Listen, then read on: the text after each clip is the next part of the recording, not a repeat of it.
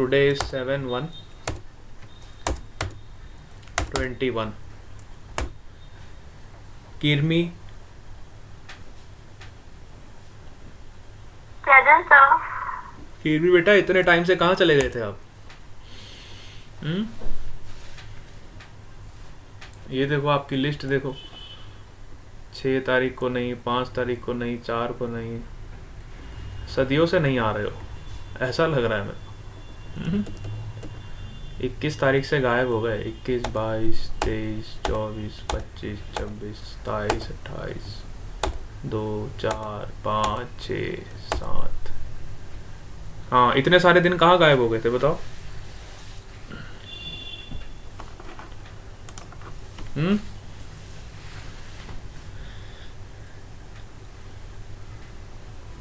किरमी को पूछ रहा हूं मैं।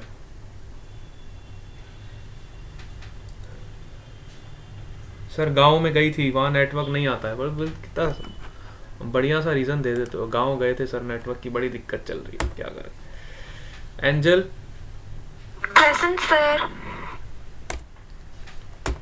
Anirudh, Dhruv, present sir. Priyanka, present sir. Pooja, present sir. Bhumika, present sir. Mitesh, present sir.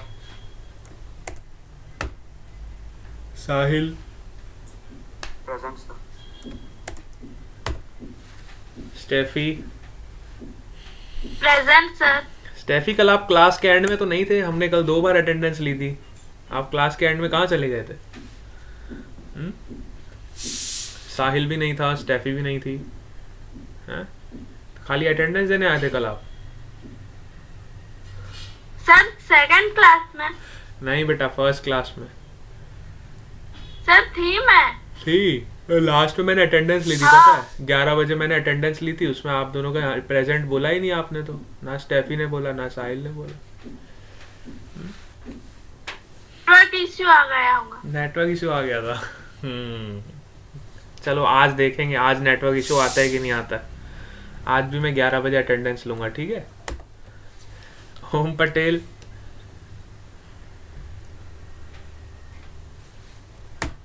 और सेकेंड क्लास में भी आना है सबको, इवनिंग वाले में।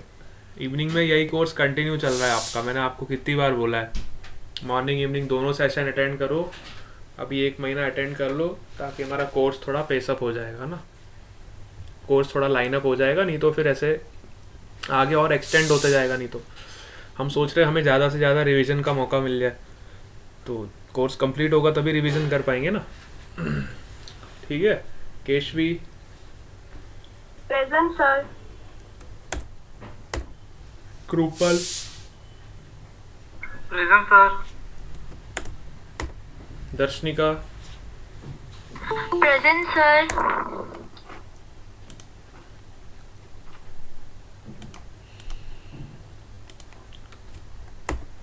Tisha, present sir. Darshit, present. Vansh, present sir. Mayur, present sir. Khushboo, present sir. Nirali, present sir. Lisa, present sir. Tanushree,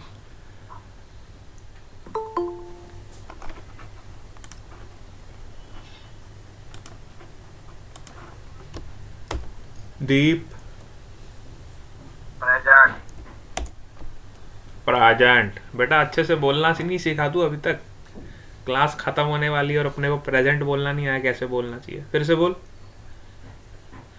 present. अच्छे से बोल। सर आपने दिखाया ही नहीं। अच्छे से बोल, बोल प्रेजेंट सर, बोल। ये क्या तरीका है बेटा? प्रेजेंट ऐसे तो मैं भी नहीं बोलता कभी, मैं अपने टीचर्स को नहीं ऐसे बोलता। Tanvi, Present, sir. शिवानी, कैनिल,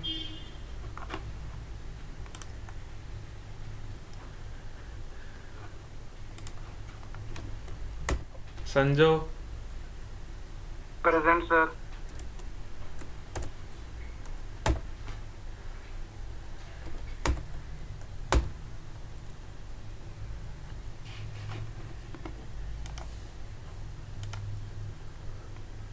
अदिति, जील, एबन, प्रेजेंट सर। दिशा। चलो हो गया। अब किसका अटेंडेंस रह गया जल्दी बताओ। पटेल ओम सर। पटेल ओम। और कौन रह गया? डन।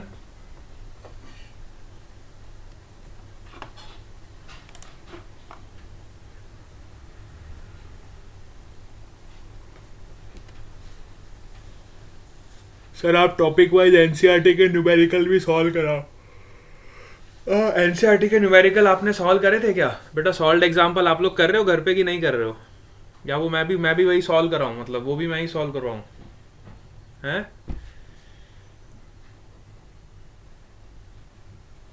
सर अंजलि का बाकी अटेंडेंस, अंजलि आई नहीं आज क्लास में।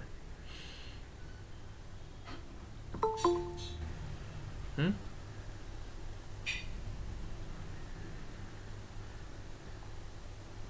अंजलि क्लास में नहीं आई।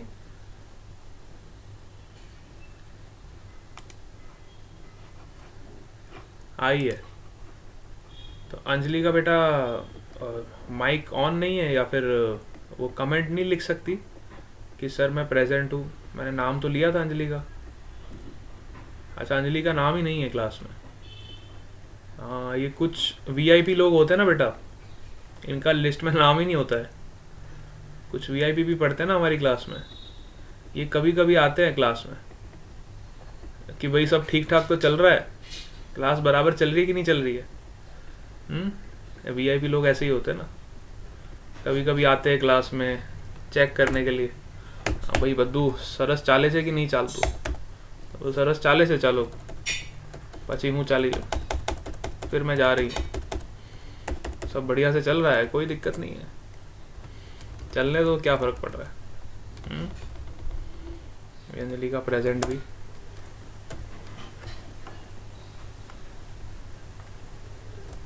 ठीक है। तो ये वीआईपी लोगों से रिक्वेस्ट है कि कम से कम मीटिंग में आए तो अपना नाम बता दें, है ना?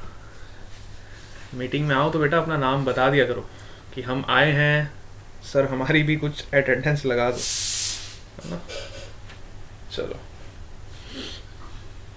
अच्छा एनसीईआरटी के एग्जाम्पल्स आपने सॉल्व करते हो कि नहीं करते हो? मेरे को सही सही बताओ। वो भी मैं ही करवाऊँ?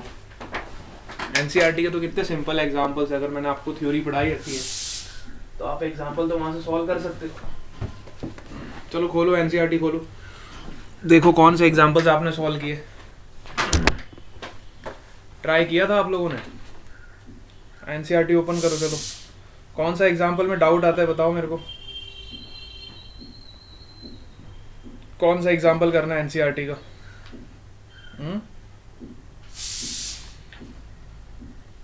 एग्जाम्पल नंबर 6 तक मेरे ख्याल से आपको कोई दिक्कत नहीं आनी चाहिए। एग्जाम्पल 7 भी होना चाहिए, 6, 7, 8, 9, 10, ठीक है। एक्सरसाइज के क्वेश्चन करवाओ। एक्सरसाइज का क्वेश्चन नंबर 9.3 केशवी सिंह। अच्छा एक्सरसाइज में आ जाओ, क्वेश्चन नंबर 9.3। ये तो माइक्रोस्कोप का है बेटा, माइक्रोस्कोप भी मैंने थोड़ी पढ़ाया आपको। माइक्रोस्कोप आज मैं पढ़ाऊंगा, मैंने बोला था। मैंने अभी तक ऑप्टिकल इंस्ट्रूमेंट बेटा स्टार्ट नहीं किया है, आज मैं वही स्टार्ट करने वाला हूँ। आज मैं आपको सिंपल माइक्रोस्कोप से स्टार्ट करवाऊंगा। ये बेटा तीर में हवा में तीर मत चलाओ, सर ये करा दो, वो करा दो, फलाना करा दो, ठिकाना करा दो। ये बिना डाउट के डाउट पूछ रहे हैं, मुझे ऐसा लग रहा है इनका कोई डाउट नहीं है, ये ज़बरदस्ती का डाउट बना रहे हैं, हवा में तीर चला रहे। 9.3 नहीं आया, चलो 9.2 पूछ लेते हैं। ऐसा मत करो, ढंग से सॉल्व करो और फिर नहीं हो तो फिर पूछा करो। चलो 9.2 देखो, 9.2 में क्या दिक्कत है। A 4.5 centimetre needle is placed 12 centimetre away from a convex mirror. ये तो सिंपल क्वेश्चन है, देखो मैं आपको बताता हूँ। 9.2 सब लोग एक्सरसाइज ओपन करेंगे एनसीईआरटी की, NCERT exercise question number 9.2।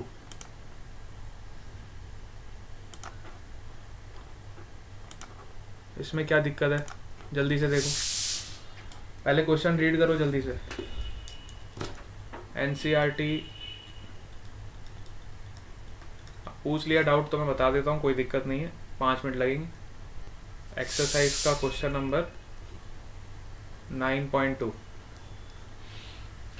4.5 centimetre needle is place 12 centimetre away from a convex mirror. तो सबसे पहले एक कॉन्वेक्स मिरर बना दो, ये हमारा कॉन्वेक्स मिरर हो गया।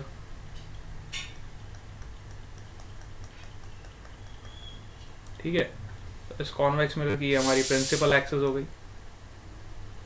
पहले डायग्राम बनाना सीखो, फिर सब चीज़ें अपने आप आती जाएंगी। This is our pole of the mirror.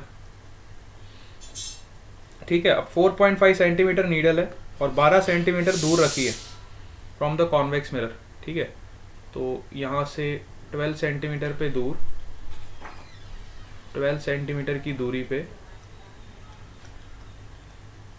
एक 4.5 सेंटीमीटर हाइट की नीडल रखी हुई है। ठीक है, और इसका फोकल लेंथ दिया हुआ है, इसका फोकल लेंथ कितना दिया हुआ है, 15 सेंटीमीटर।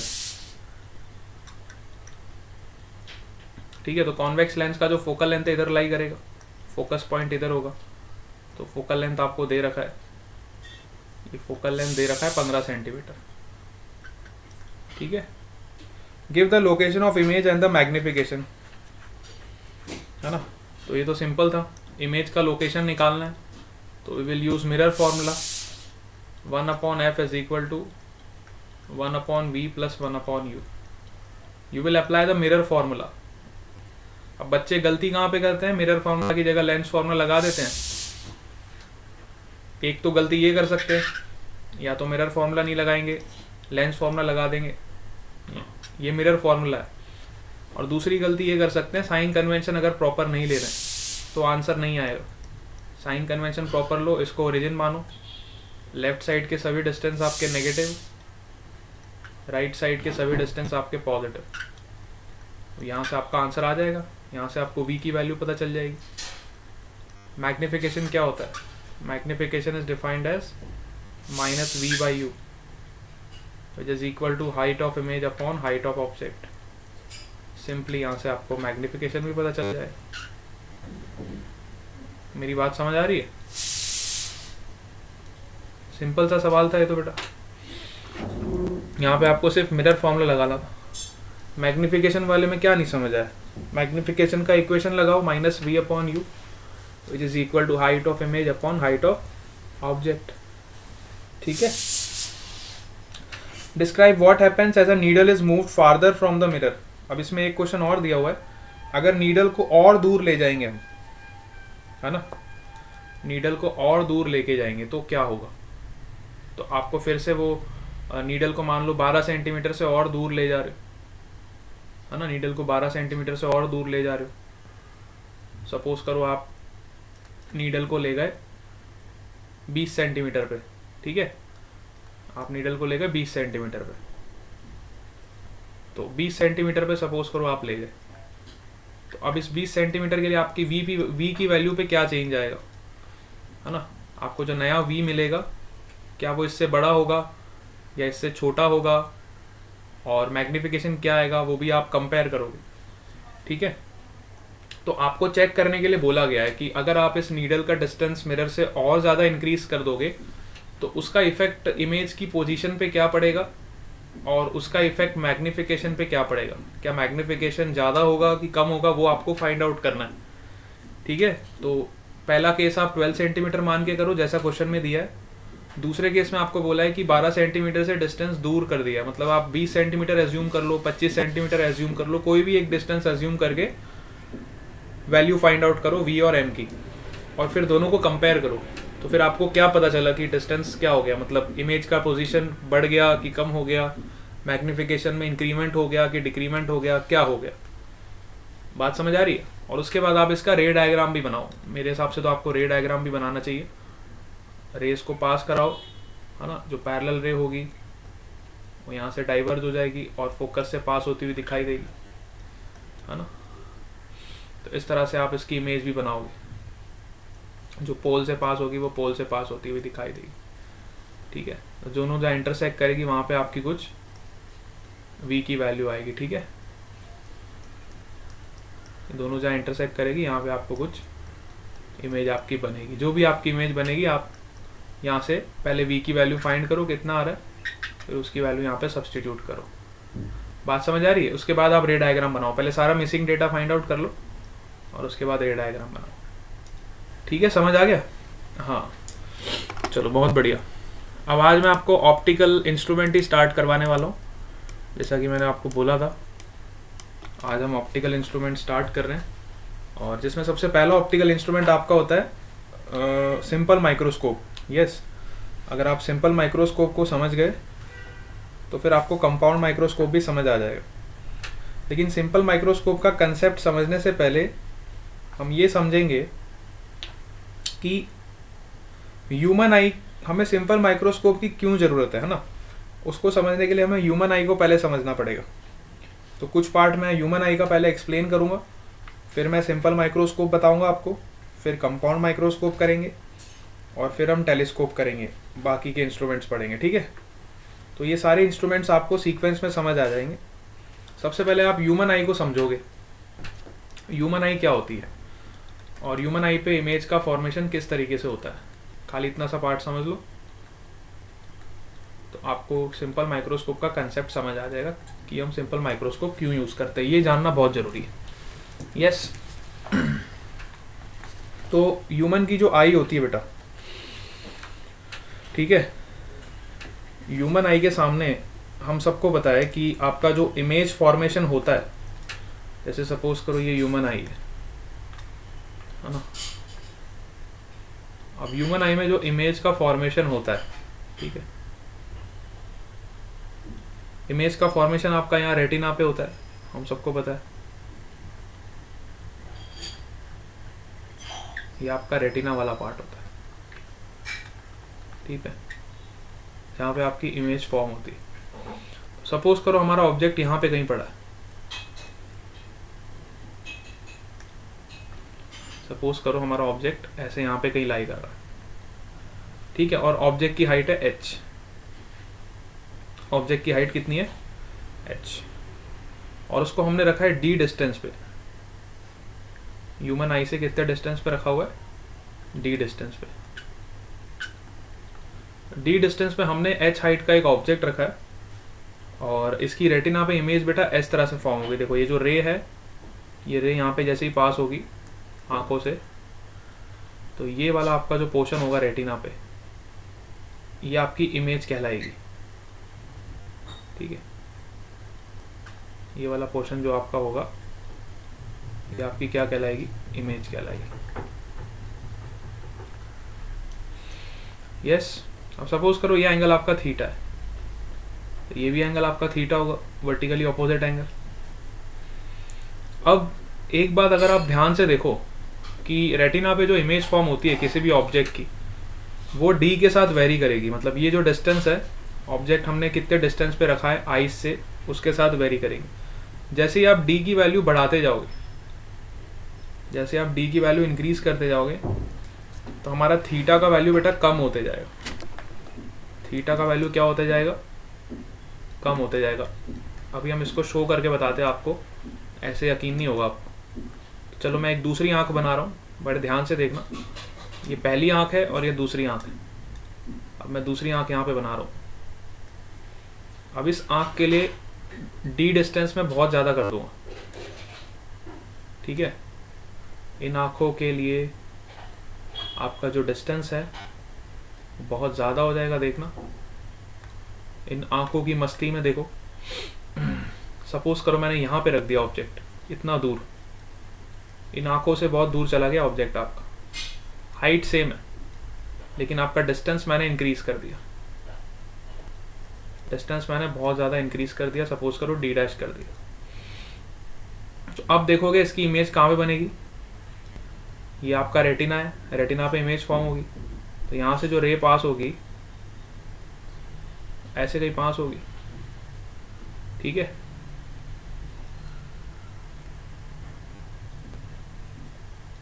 तो ये आपकी इमेज फॉर्म होगी, ये इमेज की लेंथ होगी।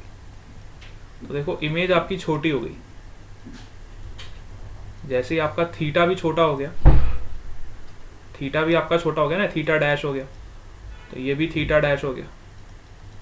तो हुआ क्या, जैसे ही हमने डिस्टेंस को इंक्रीज किया वैसे ही हमारा थीटा जो है वो कम हो गया, और थीटा के कम होने की वजह से इमेज का जो साइज है जो रेटिना पे फॉर्म हो रही है वो भी बेटा कम हो गया। क्या मेरी बात को आप समझ पा रहे हो? यस और नो, है ना। जैसे ही आप ऑब्जेक्ट को दूर लेते जाओगे वैसे वैसे आपकी जो इमेज की साइज है जो रेटिना पे फॉर्म हो रही है वो डिक्रीज होती जाएगी, है ना। तो ऑप्टिकल इंस्ट्रूमेंट क्या करते हैं, जो भी आप इंस्ट्रूमेंट की स्टडी करोगे, जैसे कि आपका सिंपल माइक्रोस्कोप हो गया या फिर कंपाउंड माइक्रोस्कोप हो गया, ये जितने भी ऑप्टिकल इंस्ट्रूमेंट्स होते हैं ये करते क्या हैं, इस एंगल को इंक्रीज करते हैं। This angle is known as your visual angle. जो हमारी आंखों पे ये एंगल फॉर्म होता है, हमारी आंखों की रेटिना पे ये जो एंगल फॉर्म होता है, इस एंगल को हम बोलते हैं विजुअल एंगल। इस एंगल को क्या बोलते हैं? Visual angle. तो जितने भी ऑप्टिकल इंस्ट्रूमेंट डिज़ाइन किए जाते हैं, चाहे वो सिंपल माइक्रोस्कोप हो, चाहे वो कंपाउंड माइक्रोस्कोप हो, चाहे वो टेलीस्कोप हो, ठीक है, जितने भी इंस्ट्रूमेंट्स आपके डिज़ाइन किए जाते हैं, तो एक बात हमेशा ध्यान रखो कि जितने भी ऑप्टिकल इंस्ट्रूमेंट्स हैं, तभी तो आपको समझ आएगा कि हमें पढ़ना क्यों है। Optical instruments are used to increase the visual angles, increase the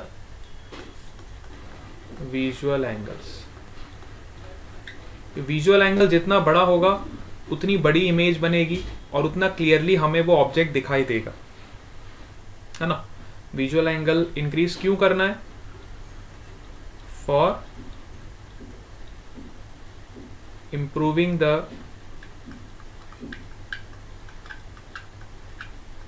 clarity. हम चाहते हैं कि हमें हर चीज़ बहुत अच्छी दिखाई दे, बड़ी बड़ी दिखाई दे, साफ दिखाई दे, हाँ। हम हर चीज़ को बड़ा देखना चाहते हैं, हमें छोटी चीज़ों में इंटरेस्ट नहीं है। तो बड़ा करने के लिए हमें विजुअल एंगल को इंक्रीज़ करना पड़ेगा। और विजुअल एंगल्स किसकी हेल्प से इंक्रीज़ होगा?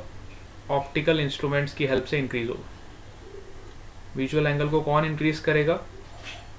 Optical instrument. और इंक्रीज़ क्यों करना है? To improve the clarity of the object, ताकि हमें बहुत अच्छा सा दिखाई दे, एकदम शानदार। हम जाते हैं ना, हम सिनेमा हॉल में जाते हैं तो हम पिक्चर देखते हैं तो हमें बहुत मज़ा आता है ना। पिक्चर देखने में बहुत मज़ा आता है। हॉल में जो ही ने आई वा मोटी स्क्रीन पर जो ही हमें, है ना। तो मोटी स्क्रीन पर देखने का शौक़ हमें बचपन से है ना। तो वो शौक़ कौन पूरा कर रहा है? आपका ऑप्टिकल इंस्ट्रूमेंट। तो वहाँ भी ऑप्टिकल इंस्ट्रूमेंट लगे होते हैं। सिनेमा हॉल में भी इंस्ट्रूमेंट लगा होता है, प्रोजेक्टर लगा होता है, आपकी बड़ी स्क्रीन होती है, प्रोजेक्टर लगा होता है। It is also kind of optical instrument, है ना, जो हमें हर चीज़ बड़ी बड़ी करके दिखाते हैं, ठीक है। तो इसलिए हमें सिंपल माइक्रोस्कोप पढ़ना है, क्योंकि हम हर चीज़ को काफ़ी क्लियर देखना चाहते हैं, बहुत अच्छे से देखना चाहते हैं, इसलिए हमें सारे इंस्ट्रूमेंट्स पढ़ने की ज़रूरत है। तो पहली बात तो ये, ठीक है। अब देखते हैं सिंपल माइक्रोस्कोप के पीछे क्या कंसेप्ट है। बात करेंगे सिंपल माइक्रोस्कोप की, ठीक है। तो सपोज करो ये हमारा ऑब्जेक्ट है और ये ऑब्जेक्ट की हाइट है h, और सपोज करो ये हमने d डिस्टेंस पे रखा हुआ है, ठीक है। और नॉर्मली इसका विजुअल एंगल कितना बन रहा है, इसका जो विजुअल एंगल बन रहा है d डिस्टेंस पे वो बन रहा है theta naught. So I can write tan theta naught is equal to h upon d। अब यहाँ पे मैंने कोई भी ऑप्टिकल इंस्ट्रूमेंट यूज नहीं किया, ठीक है। अभी मैंने यहाँ पे कोई भी ऑप्टिकल इंस्ट्रूमेंट को यूज नहीं किया। If theta naught is very small then I can replace tan theta with theta, so you can write theta naught is equal to h upon d। लेकिन अभी मुझे मज़ा नहीं आया, मतलब मैंने देखा तो मुझे इस विजुअल एंगल में मज़ा नहीं आया। मतलब बहुत छोटा है ना, ये विजुअल एंगल बहुत छोटा है, लेकिन अमित तो बद्दू बद्दू मोटू मोटू જોઈએ છે, है ना, हमको हर चीज़ बड़ी बड़ी चाहिए। तो हमने क्या किया, दिमाग लगाया, अब इस थीटा को कैसे बढ़ाएं। असली में तो ये ऑब्जेक्ट बहुत छोटा है, थीटा बहुत छोटा बन रहा है, मतलब इमेज देखने में मज़ा नहीं आ रहा, आंखों पे जो इमेज बन रही है, रेटिना पे जो इमेज बन रही है बहुत छोटी सी बन रही है। तो हमने क्या किया, एक कन्वर्जिंग लेंस लिया। हमने क्या किया, एक कन्वर्जिंग लेंस लिया, ठीक है, और इसी ऑब्जेक्ट को उस कन्वर्जिंग लेंस के फोकस पे रख दिया। सेम ऑब्जेक्ट की बात कर रहा हूँ, बड़े ध्यान से देखना। सेम ऑब्जेक्ट को मैंने, जिसकी हाइट h थी, उसी को मैंने इस कन्वर्जिंग लेंस के फोकस पे रख दिया। तो फोकस से जो ये डिस्टेंस होती है इसी को हम बोलते हैं फोकल लेंथ, ठीक है। तो फोकस पे जब मैंने रखा तो इस पे मैंने जब रे डायग्राम बनाया तो रेज इस तरह से पास होंगी, कन्वर्जिंग लेंस है तो ये रेज को ऐसे कन्वर्ज करेगा, और जो रे ऑप्टिकल सेंटर से पास होगी वो एकदम सीधी पास हो जाएगी, ठीक है। तो ये कहीं इन्फिनिटी पे जाके मिलेगी। अगर आप ध्यान से देखो तो हमारी आंखें बेटा इधर लगूंगी, जब हम इधर से इस ऑब्जेक्ट को देखेंगे तो हमें वो काफ़ी मैग्नीफाई होके दिखाई देगा। जब हम ऑब्जेक्ट को यहाँ से देखेंगे, है ना, यहाँ से हम आंखें लगा के देखेंगे तो वो ऑब्जेक्ट हमें काफ़ी मैग्नीफाइड होके दिखाई देगा। It seems to come from infinity, है ना। जो रेज बेटा हमें इतना छोटा सा विजुअल एंगल दिखा रही थी, अब वही ऑब्जेक्ट हमें बहुत क्लैरिटी के साथ दिखेगा, क्योंकि इसकी इमेज इन्फिनिटी पे बनेगी। हमें ऐसा लगेगा कि ये ऑब्जेक्ट तो बहुत बड़ा है और हमें क्लियरली इसके एक एक पार्ट दिखाई देंगे। जब हम आंखों से इधर देखेंगे तो इसकी इमेज जो हमें दिखाई देगी वो क्लियरली दिखाई देगी, बिकॉज ये इन्फिनिटी पे कन्वर्ज होगी। बात समझ आई? तो यही प्रिंसिपल है सिंपल माइक्रोस्कोप का। इसी डिवाइस को या इसी सेटअप को हम बोलते हैं सिंपल माइक्रोस्कोप, ठीक है। इसी सेटअप को हम क्या बोलते हैं? इसी सेटअप को हम सिंपल माइक्रोस्कोप बोलते हैं। सिंपल माइक्रोस्कोप का सिंपल सा काम है कि वो किसी भी छोटी चीज़ को मैग्नीफाई करके दिखाता है ना। This is known as your simple microscope because it magnified the object and improves the quality of the object. बढ़िया से दिखाएगा, आपको मजा आएगा देखने। अब यहाँ पे देखो विजुअल एंगल हमारा कितना है, तो यहाँ पे सपोज करो हमारा विजुअल एंगल है थीटा, है ना। अब यहाँ पे थीटा नॉट नहीं होगा, यहाँ पे हमारा विजुअल एंगल कुछ और होगा, थीटा होगा, ठीक है। तो यहाँ पे हमारा tan थीटा का वैल्यू क्या आएगा, ध्यान से देखो। tan theta is equal to h upon f। if theta is small I can replace tan theta with theta, it is equal to h upon f। तो जब मैंने इस कन्वर्जिंग लेंस को यहाँ पे लगाया, जब मैंने सिंपल माइक्रोस्कोप का यूज़ किया तो मेरे थीटा में चेंज हो गया, मतलब मेरे विजुअल एंगल में चेंज हो गया। ओरिजिनली मेरा विजुअल एंगल कितना था, theta not which is h upon D. Finally मेरा विजुअल एंगल कितना हो गया, थीटा हो गया। अब इन दोनों का जो रेशियो होता है बेटा, मतलब जब आपने विजुअल एंगल ऑप्टिकल डिवाइस लगा के निकाला और जब आपने विजुअल एंगल बिना ऑप्टिकल डिवाइस के निकाला, देखो दोनों में अंतर है। यहाँ पे हमने ऑप्टिकल डिवाइस का यूज़ किया है और यहाँ पे हमने कोई भी ऑप्टिकल डिवाइस का यूज़ नहीं किया, ठीक है। तो जब हमने ऑप्टिकल डिवाइस का यूज़ करके विजुअल एंगल निकाला और जब हमने ऑप्टिकल डिवाइस का बिना यूज़ करे विजुअल एंगल निकाला, इन दोनों के रेशियो को ही हम क्या बोलते हैं? इन दोनों के रेशियो को हम क्या बोलते हैं? Magnifying power. इन दोनों के रेशियो को हम क्या बोलते हैं? Magnifying power. क्या मेरी बात आप समझ पा रहे हैं? यस, इन दोनों के रेशियो को ही हम क्या बोलते हैं? मैग्नीफाइंग पावर, और you can also say angular magnification. This is also known as your angular magnification, है ना? This is also known as your angular magnification.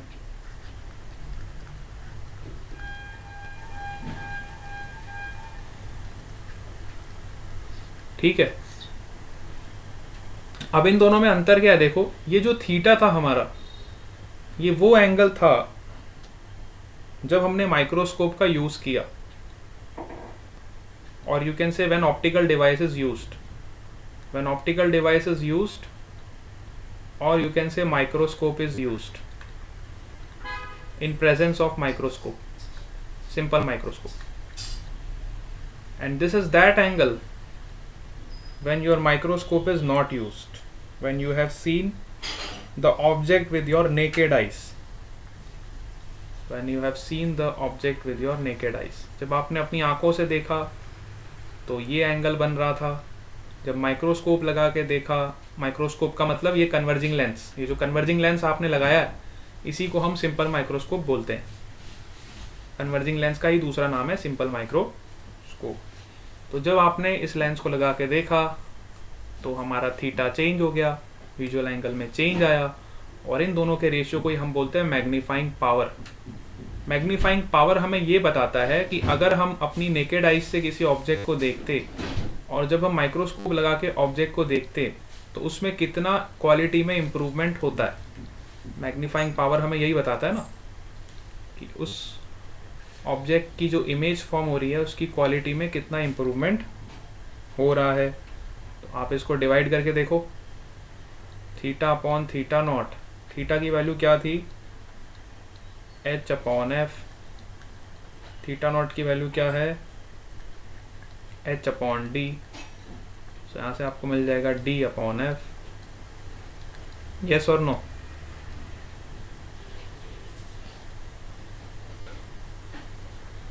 Yes और नो?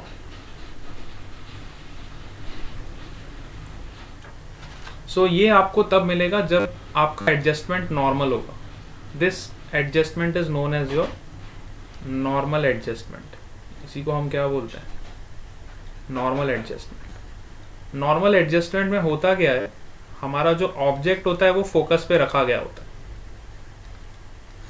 हमारा जो ऑब्जेक्ट है, अगर आपने डायग्राम को ध्यान से देखा होगा, है ना, हमारा जो ऑब्जेक्ट है कहाँ पे रखा गया है?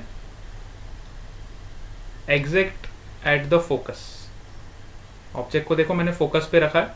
So in normal adjustment your object is kept at the focus of the optical device, और you can say of the simple microscope, any optical device. तो आपको ऐसा बताया गया होगा कि नॉर्मल एडजस्टमेंट है कि नहीं है। अगर नॉर्मल एडजस्टमेंट दिया गया है तो आपको ये मान के चलना है कि आपका ऑब्जेक्ट फोकस पे रखा गया है। लेकिन अगर नॉर्मल एडजस्टमेंट नहीं है ना, दो तरह के एडजस्टमेंट होते हैं सिंपल माइक्रोस्कोप में, एक तो नॉर्मल एडजस्टमेंट होता है और एक without normal adjustment. So without normal adjustment में हमारा ऑब्जेक्ट कहाँ पे रखा होता है? फोकस पे नहीं रखा होता है।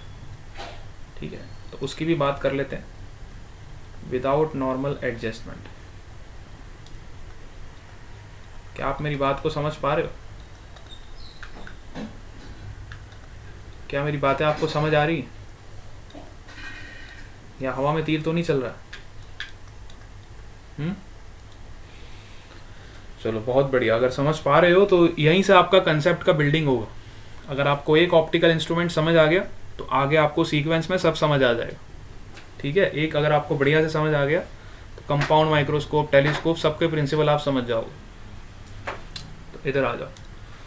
तो विदाउट नॉर्मल एडजस्टमेंट में होता क्या है, जैसे ये हमारा ऑप्टिकल डिवाइस है, हमारा सिंपल माइक्रोस्कोप का मतलब होता है एक कन्वर्जिंग लेंस मैंने रख दिया, और सपोज करो मैंने ऑब्जेक्ट अब फोकस पे नहीं रखा है, मेरा फोकस यहाँ पे है, लेकिन मैंने ऑब्जेक्ट यहाँ पे कहीं रखा है, हाइट उसका अभी भी सेम है, h हाइट का ऑब्जेक्ट है, और सपोज करो मैंने इसको u0 डिस्टेंस पे रखा है और फोकल लेंथ इसका f है। ठीक है, फोकल लेंथ इसका क्या है, f। लेकिन हमें ये पता है कि इसका जो इमेज बनेगा, रखा तो हमने u0 डिस्टेंस पे, इसका जो इमेज बनेगा वो कहाँ पे बनेगा, जब हम आंखों से देखते हैं तो जो सबसे मिनिमम डिस्टेंस होता है, और यू कैन से the least distance of distinction, बचपन में हमें पढ़ाया जाता है लीस्ट डिस्टेंस ऑफ डिस्टिंक्शन, जब हम किसी भी ऑब्जेक्ट को देखते हैं, और ये लीस्ट डिस्टेंस ऑफ डिस्टिंक्शन का वैल्यू किसके बराबर होता है, d के बराबर, और इसका वैल्यू मेरे ख्याल से आपको पता है 25 सेंटीमीटर के अराउंड होता है, 25 सेंटीमीटर सबसे मिनिमम डिस्टेंस जो होता है ना, जिससे हमें ऑब्जेक्ट बहुत क्लियरली दिखाई देता है। अगर हमें ऑब्जेक्ट को क्लियरली देखना है तो मिनिमम डिस्टेंस पे जो इमेज बननी चाहिए उसकी कम से कम 25 सेंटीमीटर पे बननी चाहिए, कम से कम मतलब 25 सेंटीमीटर, उसी को हम कैपिटल D से डिनोट करते हैं। ठीक है, it is the least distance of distinction. इस बात को आप समझ पा रहे हो? तो हमें ये तो बात पता चल गई कि ऑब्जेक्ट आप फोकस पे रखो चाहे आप फोकस पे ना रखो, लेकिन हमारी इमेज यहाँ पे कहाँ बननी चाहिए, कम से कम यहाँ पे तो बननी चाहिए इतने डिस्टेंस पे, जिसको हम बोलते हैं लीस्ट डिस्टेंस ऑफ डिस्टिंक्शन। कम से कम हमारी इमेज यहाँ पे बननी चाहिए। अगर हमें बढ़िया से इस ऑब्जेक्ट को देखना है तो इतने डिस्टेंस पे हमारी इमेज फॉर्म होनी चाहिए। बात समझ आ रही है आपको? यस, यहाँ से आप इसका रे डायग्राम भी बना सकते हो। जो रे यहाँ से पैरेलल पास होगी प्रिंसिपल एक्सिस के, इस तरह से पास हो जाएगी, और जो रे ऑप्टिकल सेंटर से पास होगी वो बिल्कुल ऐसे पास हो जाएगी। अब ये जहाँ पे कहीं मिलेगी पीछे तो बिल्कुल इसको एक्सटेंड करके आप यहाँ पे मिला सकते हो, ऑब्जेक्ट आपको बिल्कुल इस तरीके का दिखाई देगा। बात को समझ पा रहे हो? और यही जो डिस्टेंस आपका होगा, this is your least distance of distinction.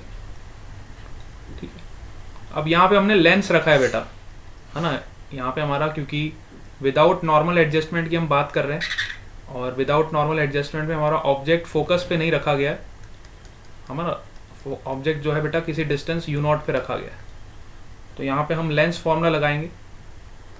Lens formula क्या होता है, 1/f is equal to 1/v minus 1/u, with proper sign convention we will use. So 1/f is equal to 1/v। अब v क्या है देखो, it is a distance of image. Image का distance क्या है, 1/, लेफ्ट साइड है तो you will write -d minus 1/u। u is the distance of object. Object का डिस्टेंस कितना है, u0। With proper sign convention you will substitute -u0। तो यहाँ से हमें एक रिलेशन मिलेगा कि 1/f is equal to 1/u0 minus 1/d। ठीक है, यस और no?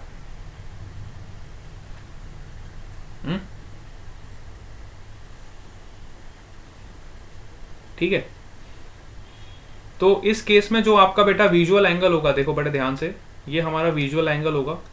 Let's say this is your theta dash, this visual angle is your theta dash, और इस थीटा डैश का वैल्यू आप फिर से यहां से निकालोगे, tan theta dash is equal to h/u0, or you can say if theta is small I will write theta dash is equal to h/u0। ठीक है, तो यहाँ पे आपका मैग्निफिकेशन क्या हो जाएगा, एंगुलर मैग्निफिकेशन क्या हो जाएगा? एंगुलर मैग्निफिकेशन क्या होता है, it is the ratio of visual angle with optical device upon visual angle without any optical device. Angular magnification is defined as the ratio of visual angle with optical device upon visual angle without any optical device. तो with optical device हमारा angle का value कितना है, h upon U not, और without optical device हमारा angle कितना बन रहा है, h अपॉन डी. यहाँ से आपको क्या मिल जाएगा, d upon U not. This will be your magnification. अब d अपॉन यू नॉट का वैल्यू हम इस इक्वेशन से फाइंड करेंगे. तो यहाँ इसको आप थोड़ा सा सॉल्व करो, तो यहाँ से हमें d अपॉन यू नॉट का वैल्यू मिल जाएगा. कैसे मिलेगा देखो. So you will right 1 upon D, D upon U naught का वैल्यू निकालना है ना. तो इस इक्वेशन को आप d से मल्टीप्लाई कर दो, है ना. इस इक्वेशन को आप d से मल्टीप्लाई कर दो, पूरी इक्वेशन को d से मल्टीप्लाई कर दो. तो ये हो जाएगा d upon F is equal to d upon U naught minus 1. तो d अपॉन यू नॉट का वैल्यू कितना हो जाएगा, 1 प्लस डी अपॉन एफ. तो आप यहाँ पे सब्स्टिट्यूट करोगे, d अपॉन यू नॉट का वैल्यू हो जाएगा 1 plus D upon F. This will be your angular magnification without normal adjustment. ठीक है. जब हमारा नॉर्मल एडजस्टमेंट नहीं होगा तो हमारा magnification 1 plus D upon F होगा. तो यहाँ से हमने दो बातें सीखी. पहली बात क्या सीखी कि किसी भी ऑब्जेक्ट को अगर हमें क्लियरली देखना है तो हमें ऑप्टिकल डिवाइस की ज़रूरत है. इसमें सबसे पहले हमने सिंपल माइक्रोस्कोप पढ़ा, और सिंपल माइक्रोस्कोप का मतलब यही होता है कि हमने एक कन्वर्जिंग लेंस रखा जिसकी वजह से हमें उस ऑब्जेक्ट का साइज मैग्नीफाई होके दिखाई दिया. अब इसमें दो तरह के एडजस्टमेंट होते हैं. एक होता है नॉर्मल एडजस्टमेंट और एक होता है विदाउट नॉर्मल एडजस्टमेंट. ठीक है.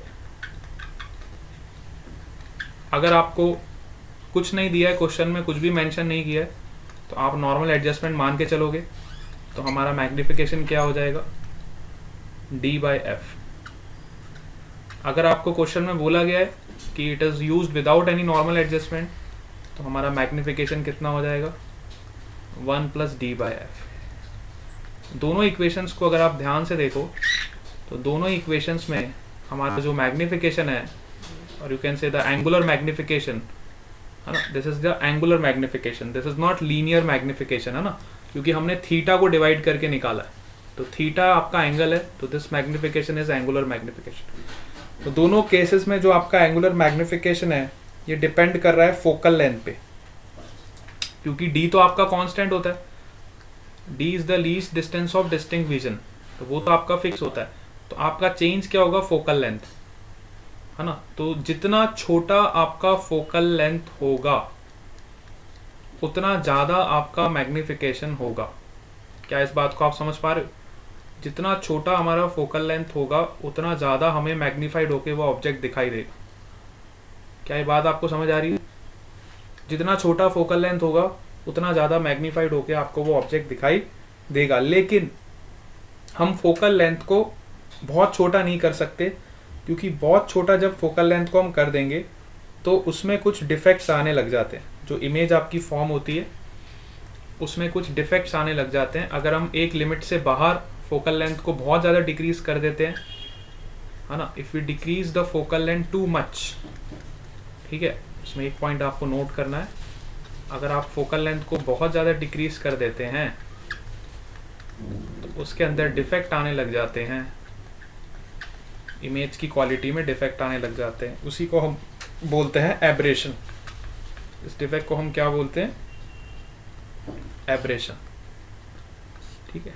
ये जो डिफेक्ट्स आने लग जाते हैं, इन डिफेक्ट्स को हम क्या बोलते हैं, एब्रेशन. इसलिए हम एक पर्टिकुलर फोकल लेंथ से ज़्यादा उसकी फोकल लेंथ को डिक्रीज नहीं कर सकते.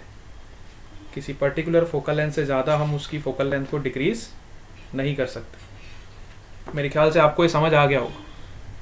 अब इसी के बेस पे आपका जो एक क्वेश्चन दे रखा है, आपके पास एनसीईआरटी है तो ओपन करो. जो क्वेश्चन इन्होंने पूछा था वो भी आप देख सकते हो, है ना। और मेरे ख्याल से आप आ जाओ एग्जाम्पल नंबर माइक्रोस्कोप की जो स्टार्टिंग हुई है, ठीक है। माइक्रोस्कोप की जो स्टार्टिंग हुई है,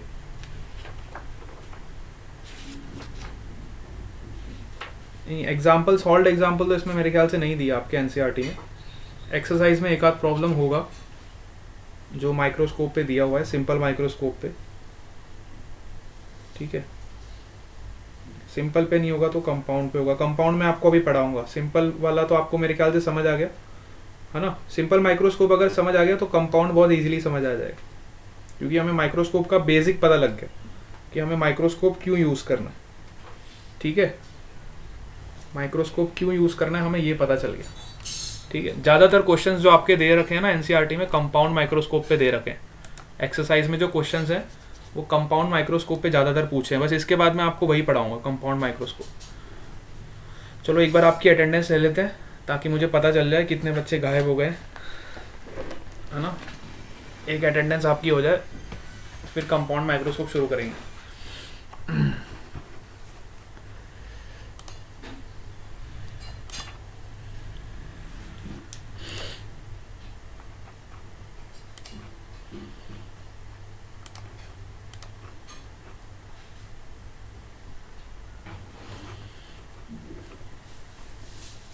एबन,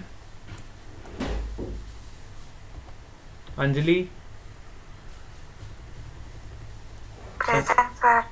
Anjali is present. Sanjo, Present, sir. Tanvi, Present, sir. दीप,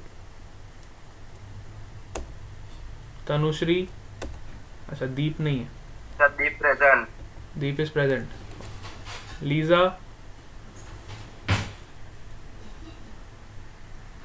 निराली, Khushboo, Present, sir. Present, sir. अच्छा लीजा नहीं है, देखो लीजा गायब हो गई, पता चल गया ना मेरे को। मयूर, Present, sir. वंश, Present, sir. दर्शित, दर्शित चला गया। टिशा, टिशा भी नहीं है। Darshanika, Present, sir. Kripal, Present, sir. Keshavi, Present, sir. Home Patel, Present, sir. Steffi, Present, sir. अच्छा स्टेफी का नेटवर्क इशू नहीं आया, चलो बहुत अच्छा। साहिल, Present, sir. Mitesh, Present, sir. Priyanka, Present, sir. पूजा, Present, sir. भूमिका, Present, sir. किरमी, Present, sir. Angel. Present, sir. चलो मेरे ख्याल से सब है, एक दो बच्चों को छोड़ के, ठीक है। चलो अच्छी बात है, स्टेफी का नेटवर्क इशू नहीं आया आज, वेरी गुड। ओके, तो अब हम इवनिंग क्लास में इसको यहीं से कंटिन्यू करेंगे। कंपाउंड माइक्रोस्कोप हम स्टार्ट करेंगे आज इवनिंग में, तो इवनिंग क्लास सबको अटेंड करना है, कंपलसरी है, ठीक है। मॉर्निंग क्लास आपने किया, इवनिंग Thank you, sir. है ना, इवनिंग क्लास भी अटेंड करना है सबको। चलो